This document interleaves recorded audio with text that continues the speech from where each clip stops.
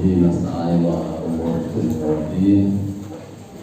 Wassalatu wassalamu ala asyrofil anbiya'i wal mursalin nabiyina wa sayyidina Muhammadin wa ala alihi wa ashabihi ajma'in.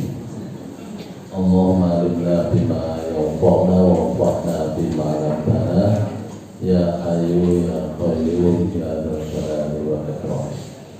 Amma ba'du.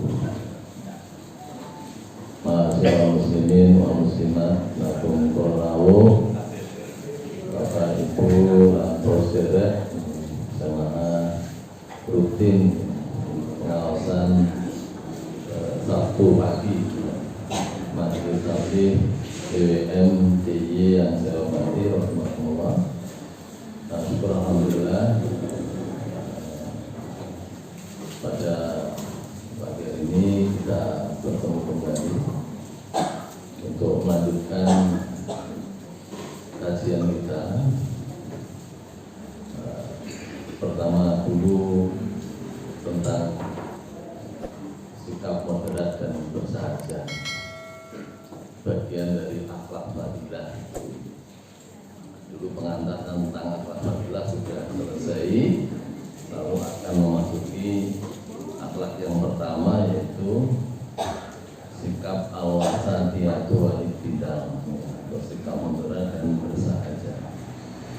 Tapi karena ada pertanyaan yang jawabannya panjang yang disampaikan oleh Bapak, masih ingat Pak Sender? Tidak masuk hari ini malah. Oke, saya Pak Super Malik Pulau Kalian, Pak Mahar, oke, Pak Mahar. Perbedaan antara roh dan jiwa. Yang pembahasan mengenai roh dulu sudah disampaikan seluk-beluk roh ini. Kemudian kita berlanjut pada pagi hari ini. Kita akan membahas masalah jiwa, seluk-beluk jiwa. Ini sebenarnya roh bahasa Arab, roh. Nanti akan kita lihat. Nanti akan kita lihat bahwa jiwa digunakan untuk makna bahasa Arab yang lain. Yang pertama menurut ini bahasa. Baik. Sebagai catatan, jika merujuk pada makna yang pertama, itu nomor A. Nomor pertama, kita kembali ke nomor A. 1A, roh manusia. Jiwa adalah roh manusia yang ada dalam tubuh dan menyebabkan seseorang hidup atau nyawa. Maka terlihat bahwa jiwa itu sama maknanya dengan roh atau nyawa. Baik, ini dari sisi bahasa Indonesia. Kita masuk kepada sudut pandang bahasa Arab. Menurut bahasa Arab, jiwa adalah makna dari kata an-nafs, an-nafsu, yang bentuk jamaknya al-anfusu atau an-nufusu. Jamak dari an-nafsu, nafsun, anfusun jamaknya, atau nufusun. Nah, ternyata ketika saya teliti di kamus itu, makna an-nafsu banyak sekali. Selain bermakna jiwa, kata an-nafs itu juga mempunyai makna lain, yaitu mata yang jahat, darah, jasad, badan, tubuh, orang, diri orang, diri sendiri, semangat, hasrat, kehendak, kebesaran, kebanggaan, harga diri, kemuliaan, hukuman, dan pendapat. Yang saya garis-garis bawah itu hanya tidak bingung kok akeh banget ini titik pemain mana gitu ya. Itu secara teknis saja saya bikin, ada yang saya garis bawahi, ada yang tidak saya garis bawahi. Tapi itu semuanya makna dari jiwa. Nah, penggunaannya tentu saja tergantung konteks kalimatnya atau siakul kalamnya. Nah, jiwa yang akan kita lihat dalam 3 ayat berikut ini nanti artinya an-nafs yang digunakan dalam 3 ayat berikut ini maknanya adalah jiwa.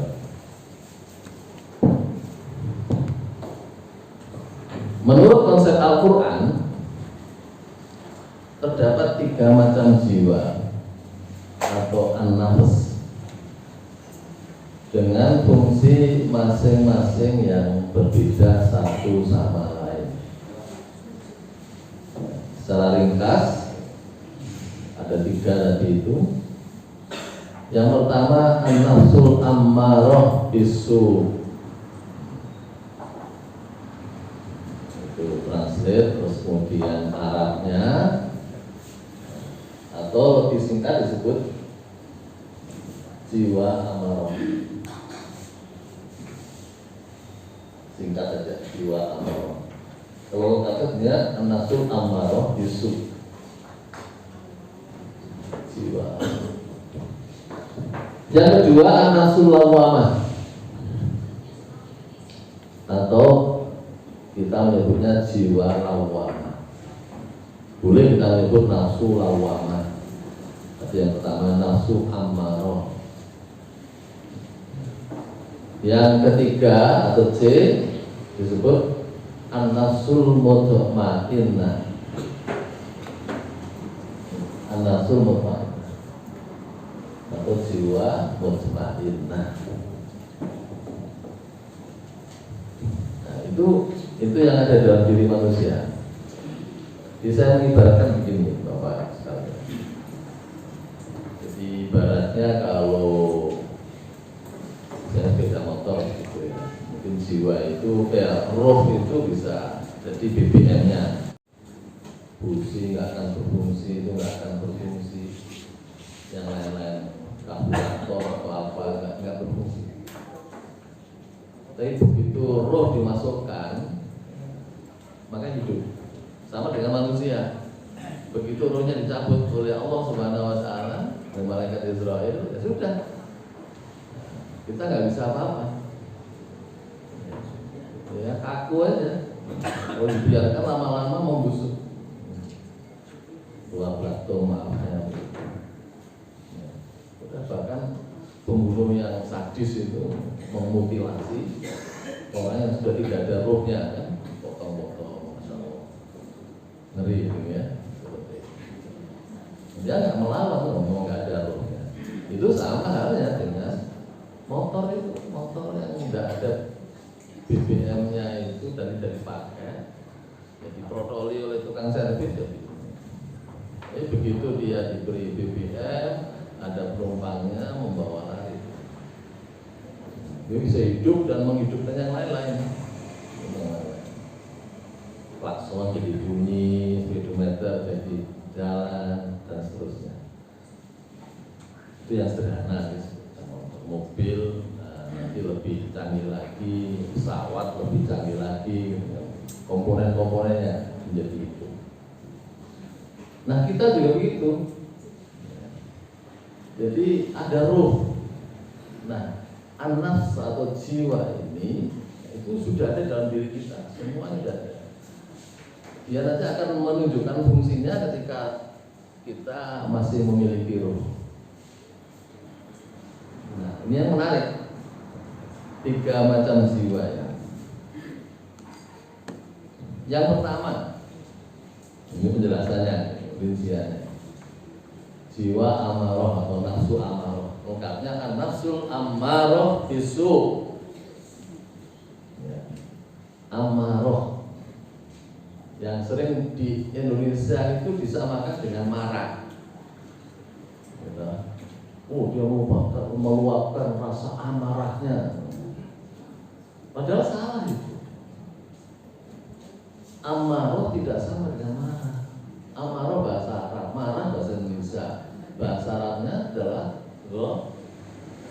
ghadabun, gitu kan? Ghadabun marah. Nah, amarah itu bahasa Arab bentuknya sirah mubalaghah, berlebih-lebihan. Orang yang memerintah namanya amir. Kalau di Arab sana amir itu raja, raja. Uni Emirat Arab itu keamiran, semacam kesultanan atau raja kerajaan gitu. Yang pemimpinnya namanya amir. Amir. Orang yang memerintah punya kewenangan untuk memerintah, punya otoritas mengelola keamiran itu. Itu kalau amir. Nah, kalau amarah itu orang yang hobinya, kesukaannya itu merintah-merintah. Merintah-merintah. Kesukaannya tiada hari tanpa merintah. Nah, itu okay. Nah, jiwa amarah bisu itu apa? Bagian dari jiwa. Nah, kalau saya ibaratkan sebuah kotak begitu, itu kita bagi jadi 3. Kotak yang pertama itu isinya jiwa amarah bisu.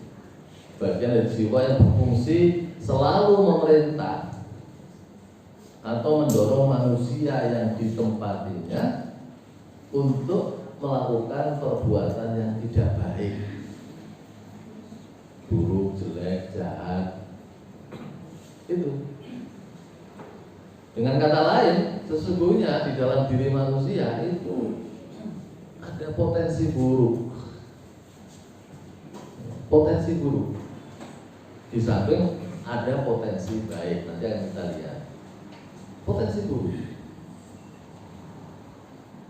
Makanya sejak awal saya katakan saya tidak setuju dengan pendapat orang mengatakan pada dasarnya manusia itu baik. Enggak. Pada dasarnya manusia itu memiliki potensi baik dan buruk. Dan buruk. Itu sangat sengaja dirancang, dikodarkan, ditakdirkan oleh Allah seperti itu. Potensi buruk manusia.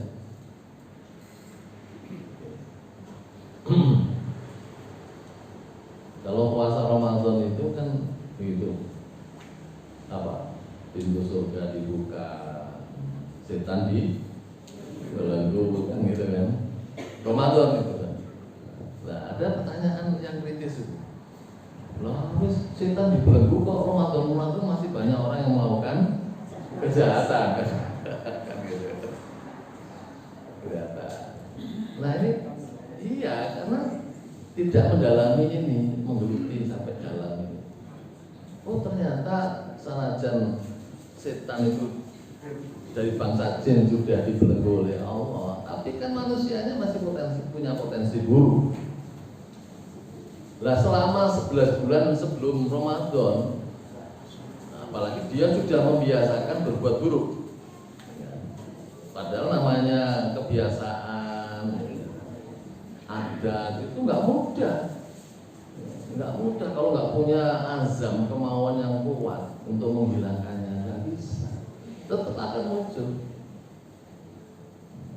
Nah, jiwa kita itu, potensi buruk kita itu, yang suka memerintah, mendorong manusia yang ditempati kita ini untuk melakukan perbuatan tidak baik. Maka ya, kita ada aneka macam keburukan, kejelekan, kejahatan yang muncul di bulan Ramadan. Nanti kalau ada pertanyaan seperti itu dari orang lain, bahkan bisa jadi dari anak kita, gitu, cucu kita, Mbak, aku pernah dengar ceramah itu katanya kalau Ramadan setan dibelenggu, tapi kok banyak itu, anak teman-teman saya nakali saya, gitu kan? Nah itu, gitu. Dasarnya surat Yusuf ayat 53. Firman Allah. A'udzubillahi minasyaitonirrajim. Kita baca sarang-sarang ya. Dan jangan dari aktif. A'udzubillahi minasyaitonirrajim. Monggo.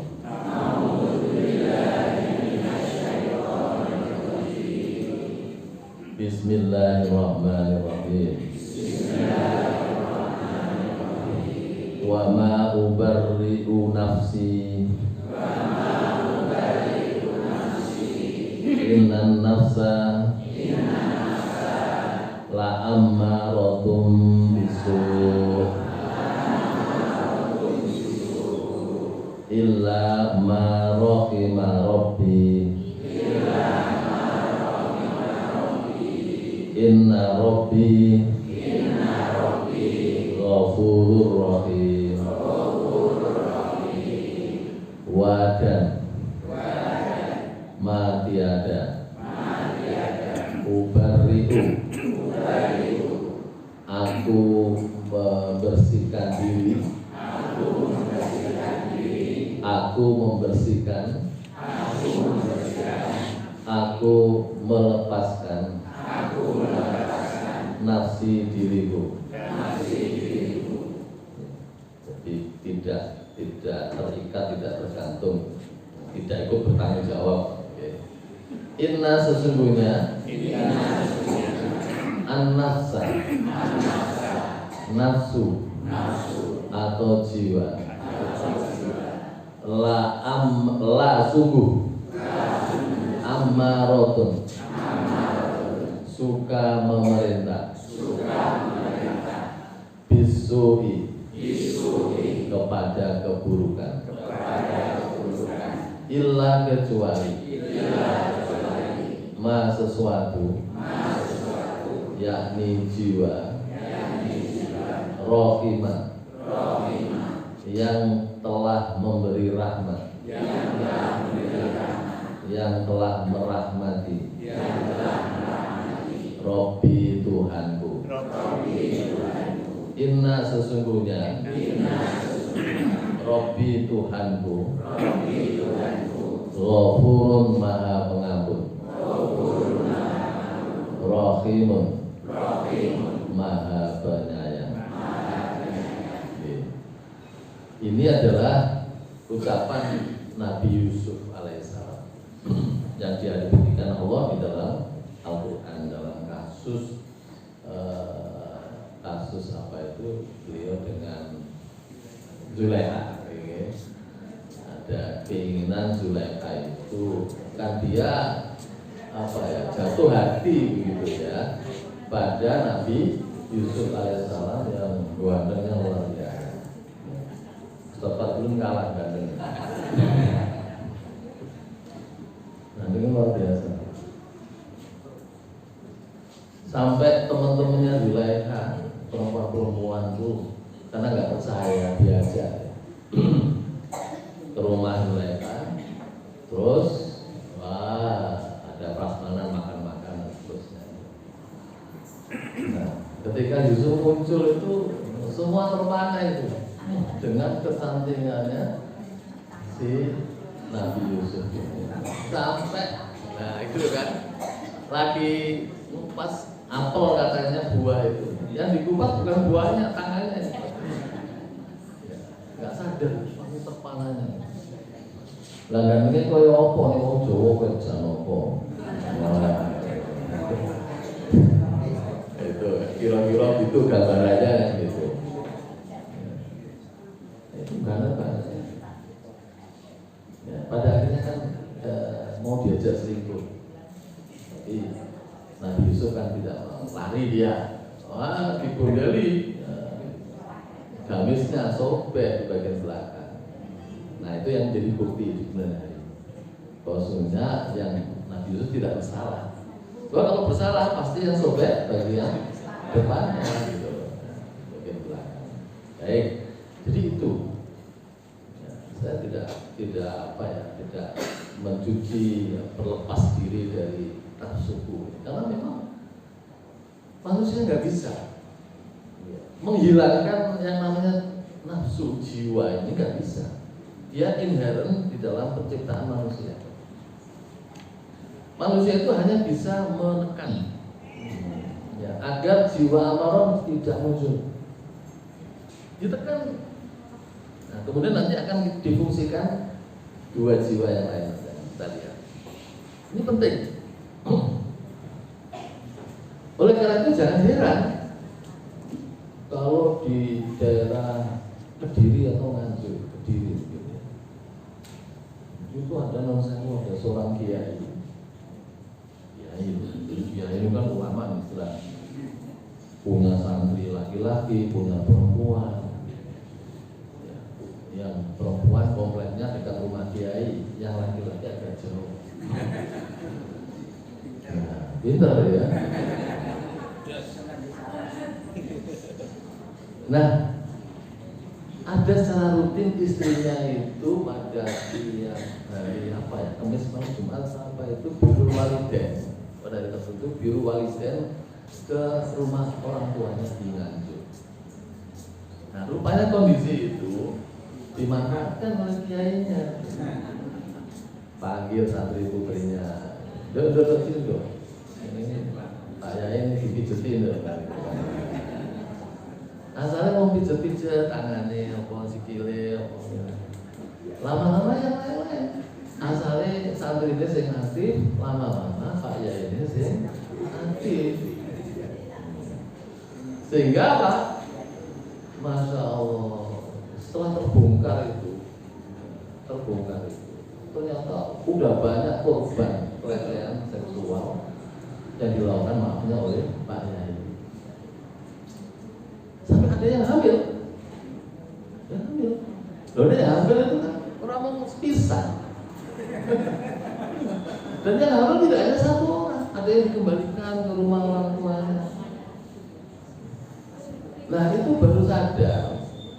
Itu santri laki-laki yang suka disuruh beli obat untuk menggugurkan kandungan ke toko obat kimia. Oh, dulu Pak, ya itu kita perintah saya pergi. Itu jadi. Nah, ini saya baca di Jawa Pos. Jadi saya bukan ngarang nih, gitu. Bukan ngarang, bukan fitnah ini, bukan. Ini Jawa Pos. Cuma saya lupa menulisnya itu kan. Penulisnya itu lupa tanggal berapa Jawa Posnya itu.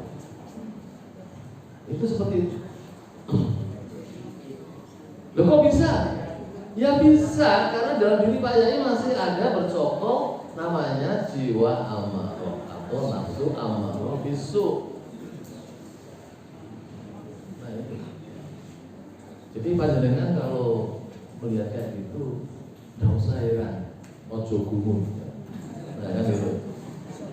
Setelah tahu ilmunya itu, nggak gumunan lagi. Itu yo, itu kiai kok gitu. Ane kiai ini ngono, satu ya suwe ngono, apa?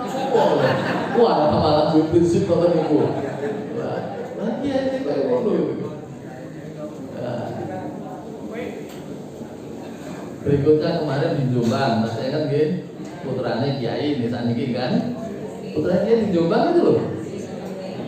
Betul Bu? Nah, apa Ibu ya? Begitu membekas dalam pikiran Ibu itu. Wah, Suki, wah. Wah, ini Suki yang nggak baik, padahal Ustadz Subeki di Bogor, Al-Bogori itu kan, sering tampil di TV itu kan. Subeki. Nah, namanya Subeki, dan ternyata apa? Ya Allah, ternyata sudah banyak itu santri-santriwati perempuan yang juga dilecehkan.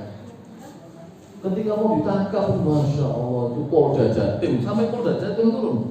Wow, maksud polisi karena satu lagi itu Masya Allah, kuda dan seterusnya masuk ke dalam, berapa polisi dikerahkan hanya untuk menangkap satu orang aja.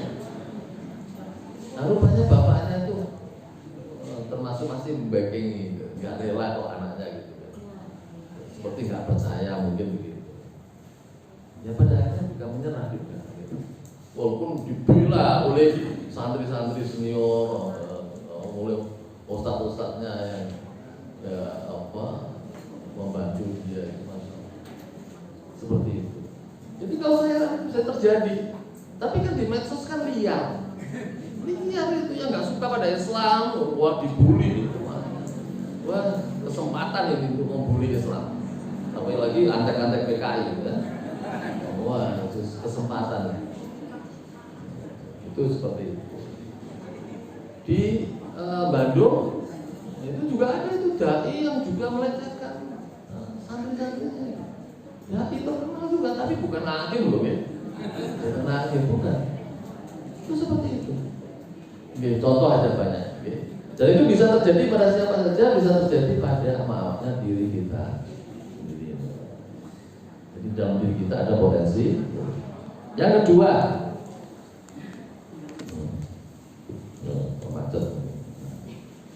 jiwa lawamah atau nafsu lawamah.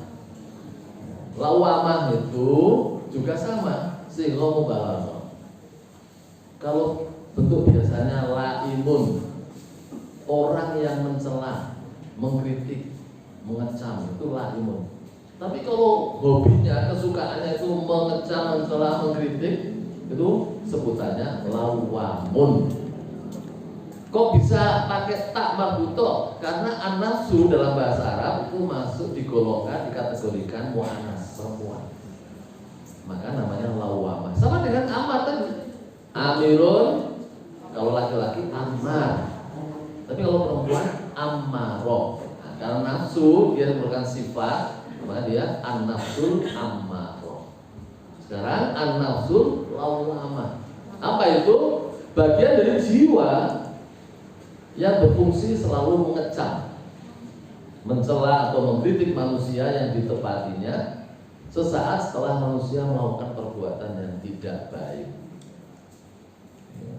akibat pengaruh dari jiwa ammaroh atau pengaruh dari setan dan jin.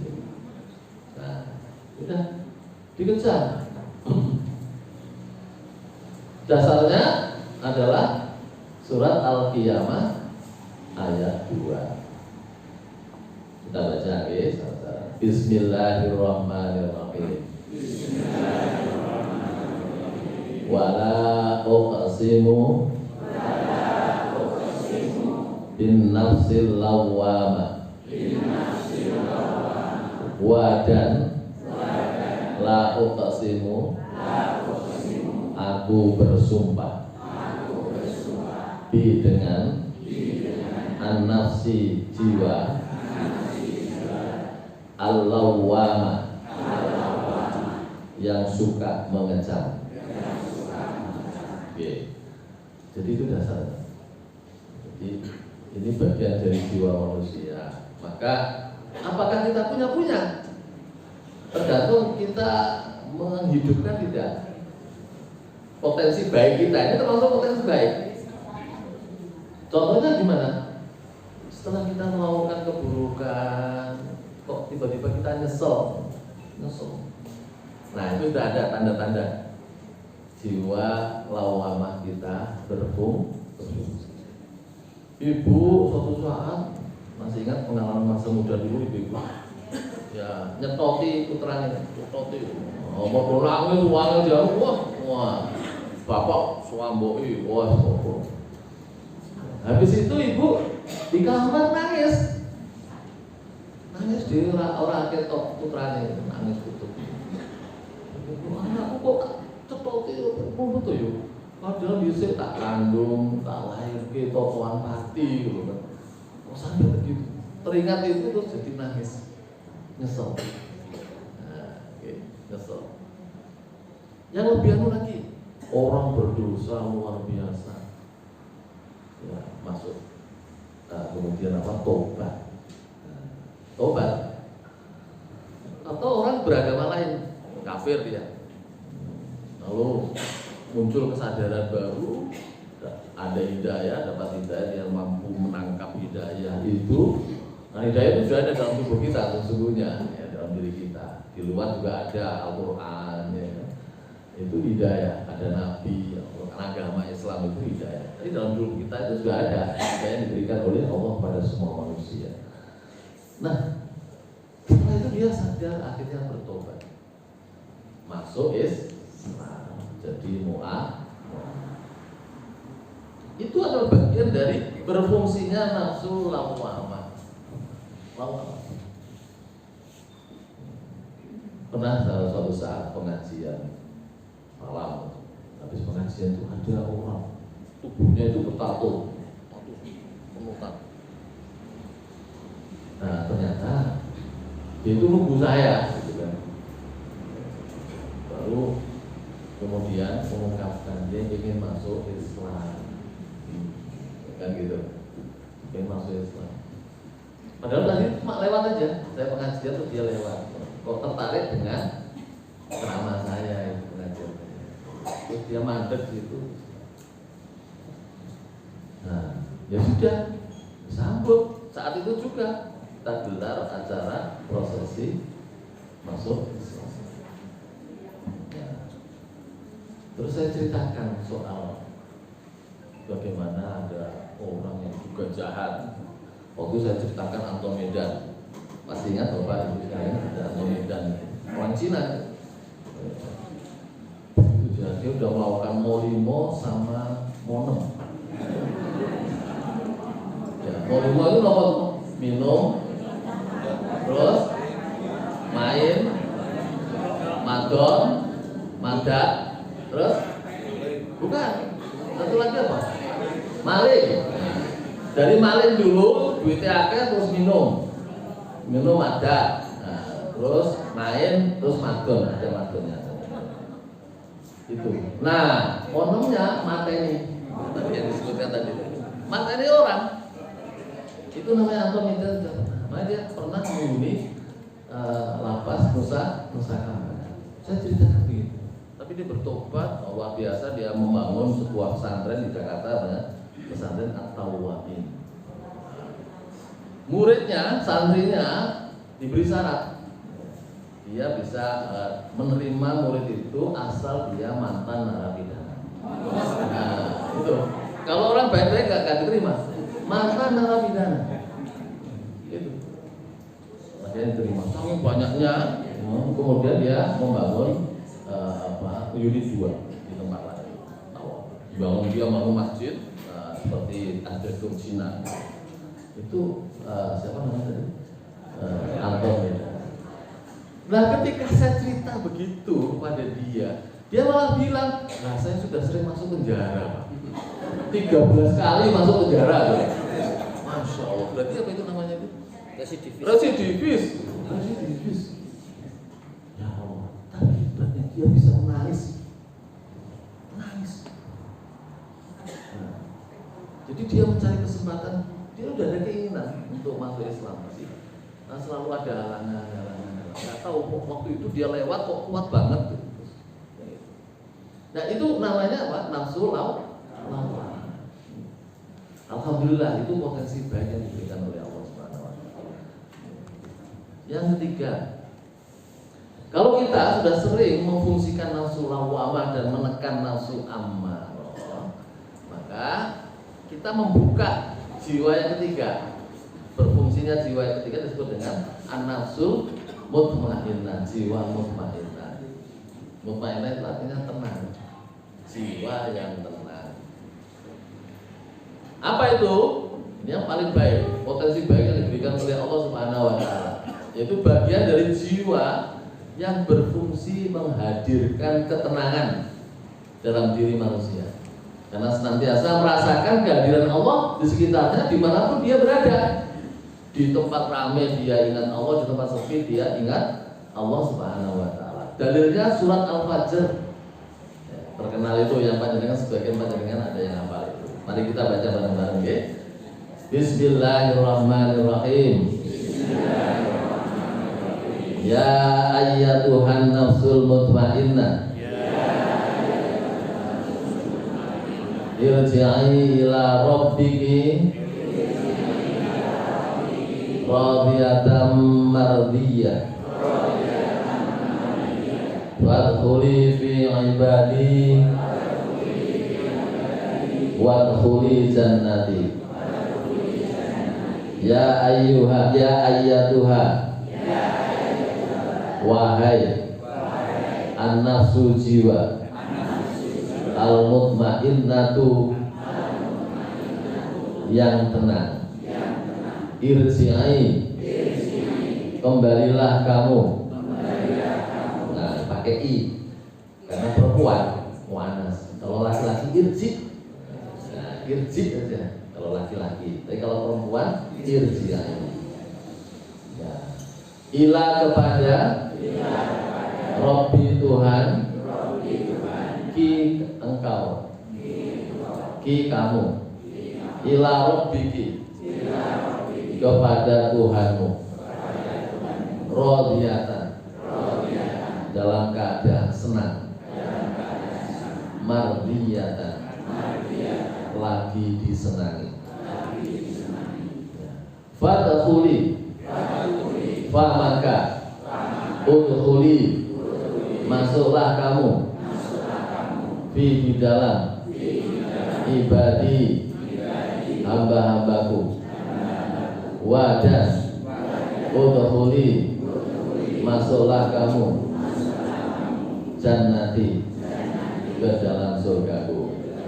Nah, jadi jiwa yang tenang disuruh oleh Allah ya dalam keadaan senang, ridho. Jadi ridho kan dia senang, ridho,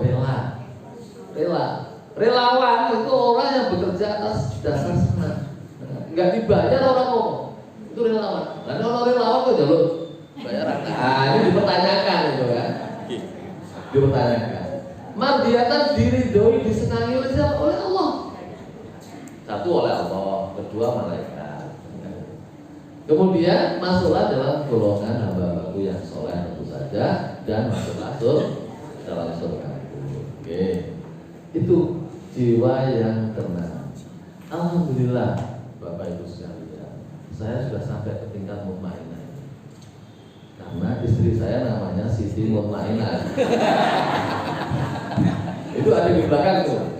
Nah, ada di belakang tadi ikut. Gitu. Oh, pakaian bagus ada Pak. Loh, aku mau lu ikut. Gitu. Oh. Saya pikir saya berangkat sendiri, ternyata dikawal. Jangan-jangan nanti di tengah jalan belok kemana.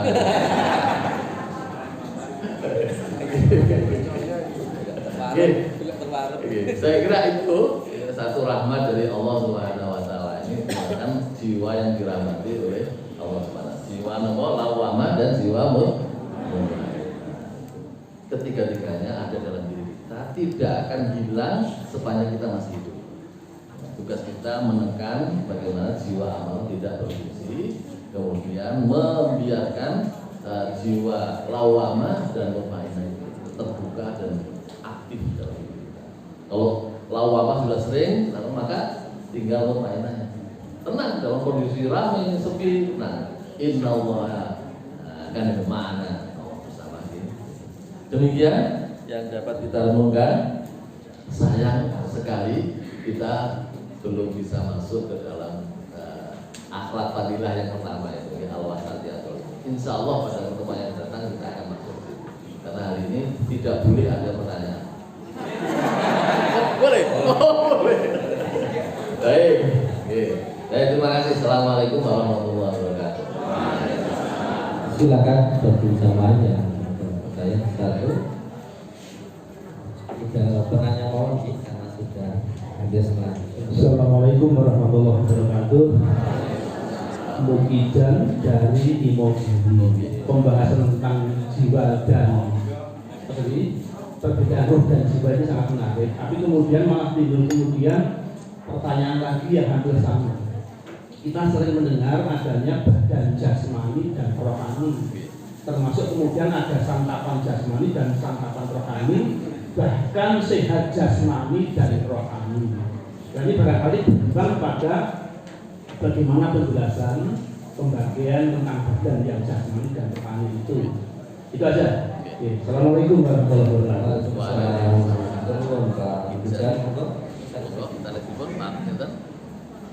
Terima kasih Pak.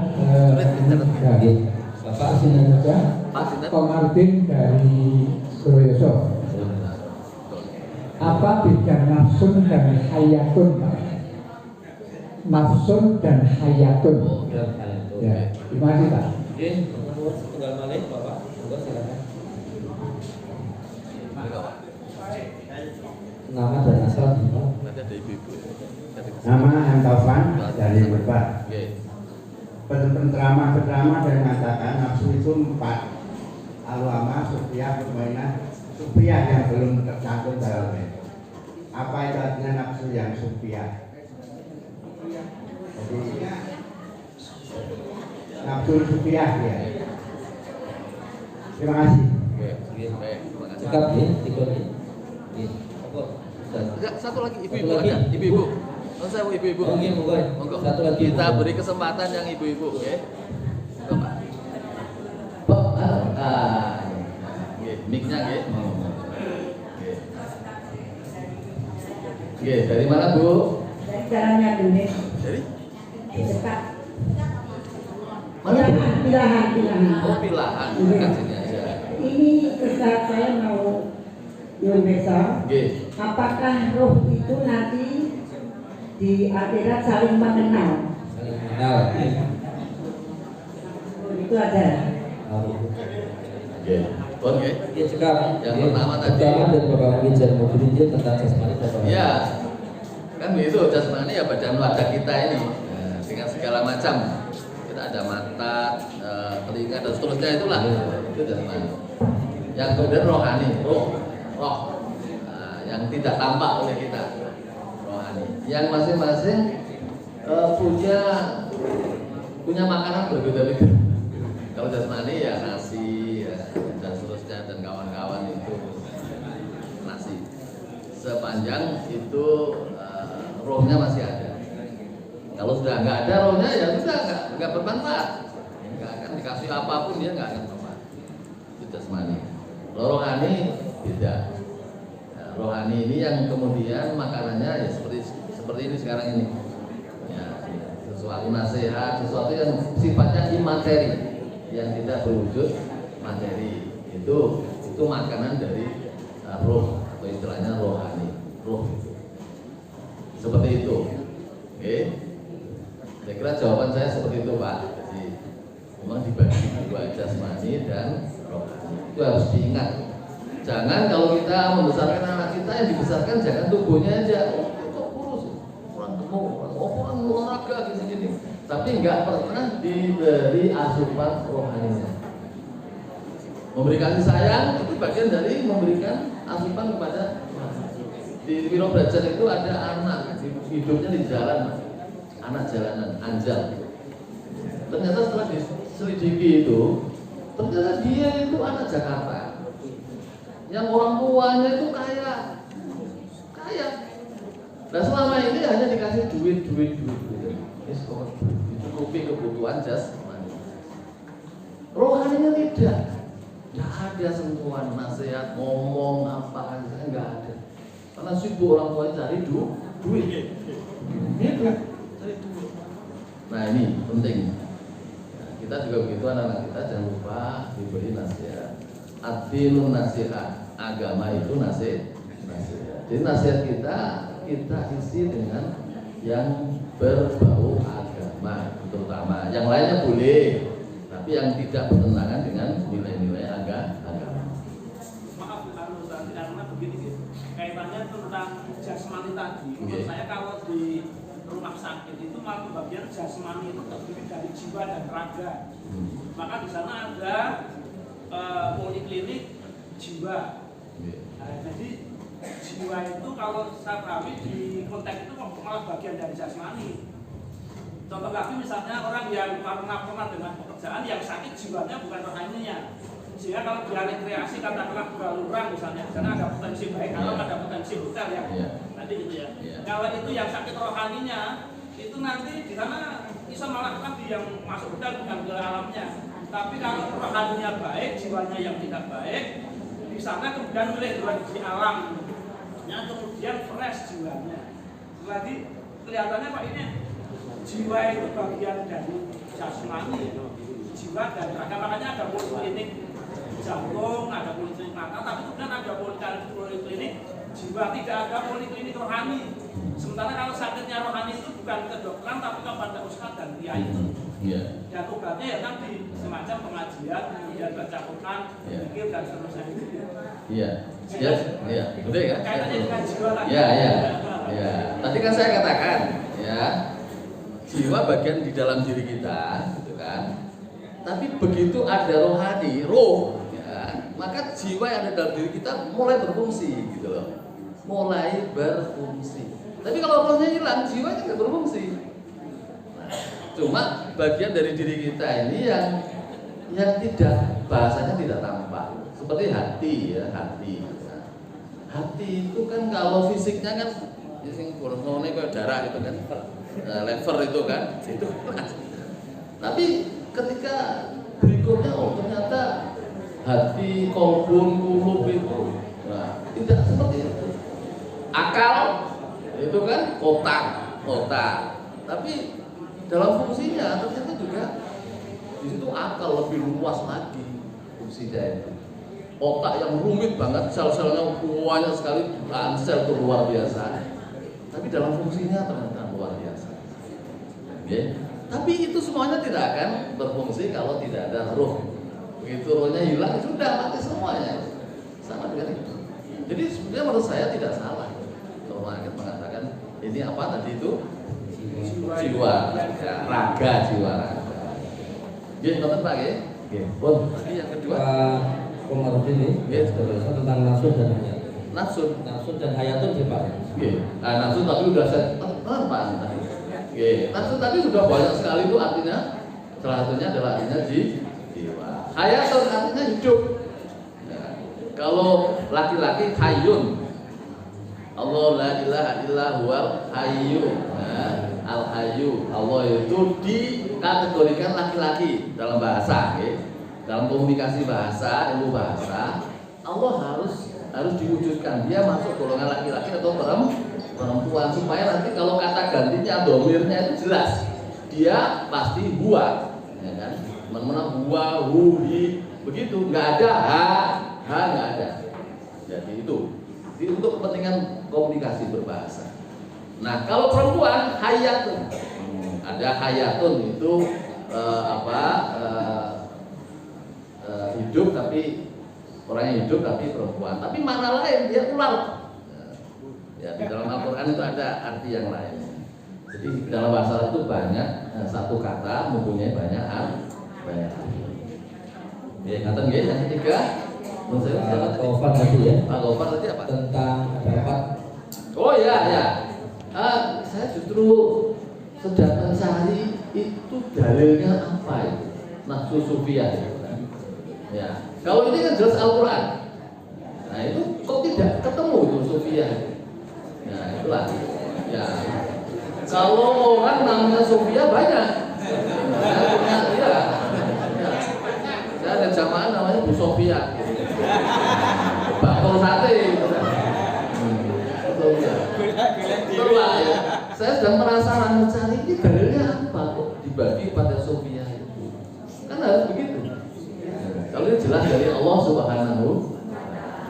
Dan tadi pembagiannya kan jelas tadi. Fungsi-fungsinya juga jelas urutan loh. Ini saya ambil dari pendapatnya Pak Quraisyah supaya lebih yakin gitu. Pak Quraisyah ya, penafsir Al-Quran Al-Misbah itu. Ya, tapi bukan di tafsir Al-Misbahnya, tapi ada kitab terkait dengan Al-Quran. Beliau menguraikan tentang nafsu jiwa. Ada 3. Okay. Ini supaya lebih kuat, bukan karangan kula nggih. Jadi nggak main-main ya. Dan saya setuju. Makanya itu yang Sofia saya masih mencari-cari. Tapi kalau orang sudah ketemu. Ibu, tadi Ibu Apa ruh itu nanti mengenal di akhirat. Apa ruh itu nanti saling mengenal. Oh iya, roh.